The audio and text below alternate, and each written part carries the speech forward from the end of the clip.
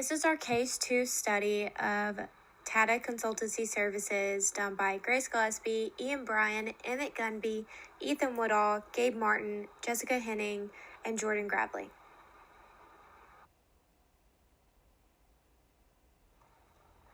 Tata Consultancy Services is the largest IT service company in India.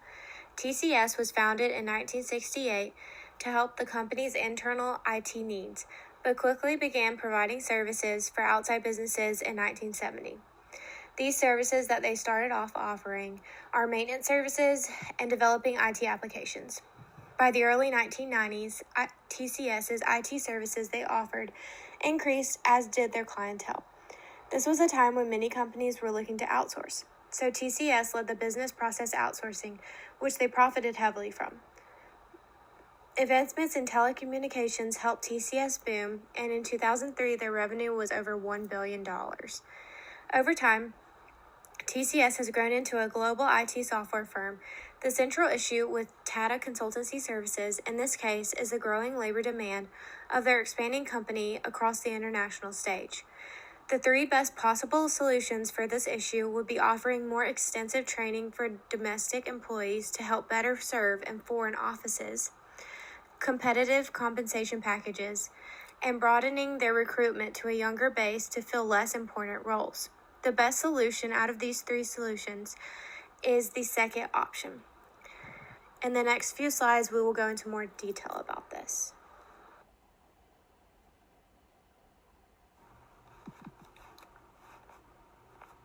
My name is Ian Bryan, and I'll be covering the central issue of our case.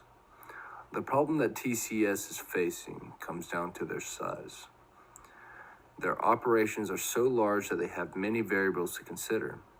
With activities in over 50 countries, TCS has to evaluate and accommodate to cultural, time zone, and employee capability differences.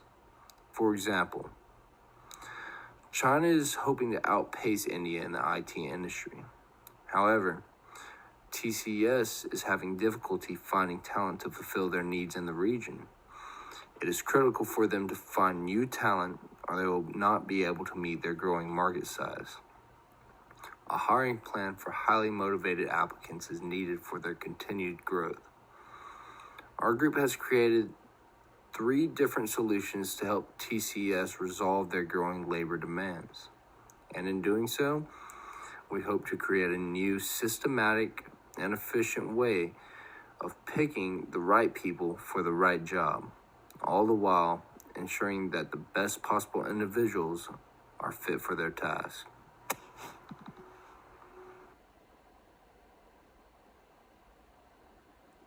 On this slide, I will be discussing our Solution 1 for these central issues.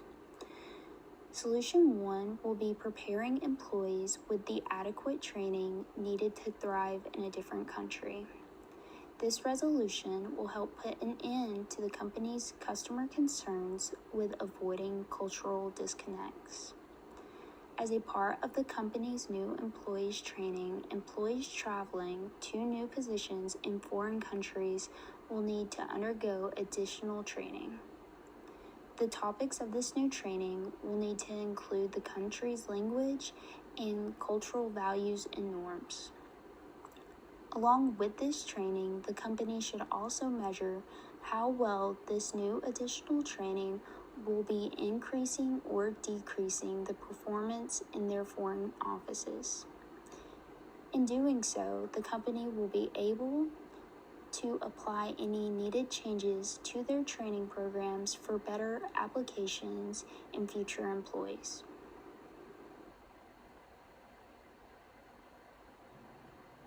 For Solution 2, what our group has decided is that it's important to attract foreign workers with diversified skills. So what this means is if you keep using the same type of employee over and over and over again, you're going to keep getting the same results. So you want to diversify it, bring in someone else with a different discipline, different skill set, so that way you can truly grow. So the ways to do this are you increase compensation, because the pay may not seem super appealing to someone in, say, China or a certain region of China, whereas it may seem appealing to the Indian market. All right. Also, you want to make sure you have fair pay across all of the offices. So you have an Indian office, you have a Chinese office. You want to make sure that they're getting paid the same amount. You don't want to have someone who's in the Indian office who does the exact same thing as the person in the Chinese office, making significantly more money, because if the Chinese office individual sees that, then they're just going to be upset that they're not getting the same pay. So you want to make sure you can pay attention to conversion rates. Next, you want to find ways to diversify motivation. All right, the example I have here is what motivates Indian employees may not motivate employees from different regions of China. So you have to pay attention to people's culture, their religion, all of this, that, and the other, just to make sure you can motivate them to properly work for you. So for the third solution, we want to focus on promoting new talent and doing it earlier. We recommend not only focusing on students who are about to graduate college, but also graduating high school students. This can be done by offering simple technical certifications to these high school students once they graduate or get their GED or equivalent. This will be priming employees for lower level positions within the consultancy service. My name is Emmett Gunby, and I will be presenting Tata Consultancy Services' best resolution to their central issue. As discussed earlier, TCS would either choose between offering more extensive training for domestic employees to help better serve in foreign offices, offer competitive compensation packages, or to broaden their recruitment to a younger base to fill less important roles. Now that we have discussed 3 potential resolutions that Tata Consultancy Services could choose from, we as a group have decided that Resolution 2 would be the best option. This decision comes after taking into consideration the cost and time it would take to implement the other 2 resolutions. In short, Resolution 2 would take the least amount of time to implement and would provide more results immediately to meet the labor demands of the rapidly growing industry. It would allow TCS to reach and hire from a broader talent pool other than their home country of India.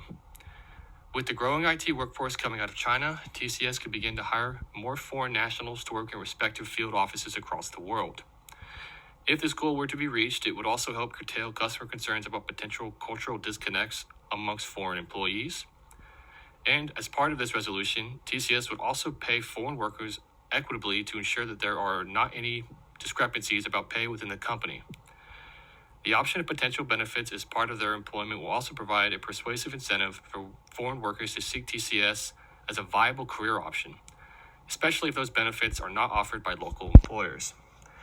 Therefore, Resolution 2 is the most viable option in respect to meeting labor demands with respect to how much quicker it could be implemented compared to the other resolutions. The central issue that we discussed was the growing labor demand in the international stage.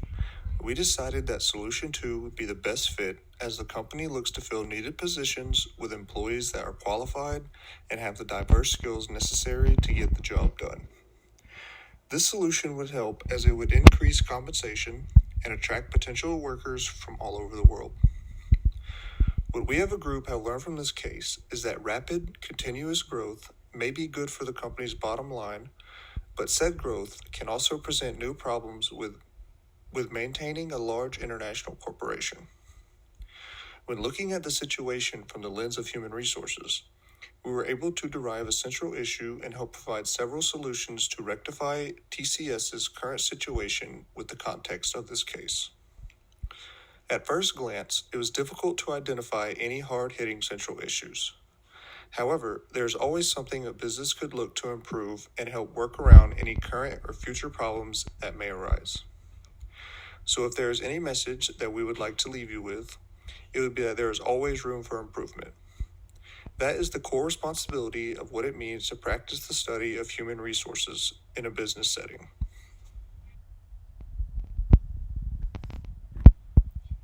This is going to conclude our Case 2 presentation. We'd like to say thank you for your interest and attention in today's presentation. And at this time, we would like to take any comments or questions.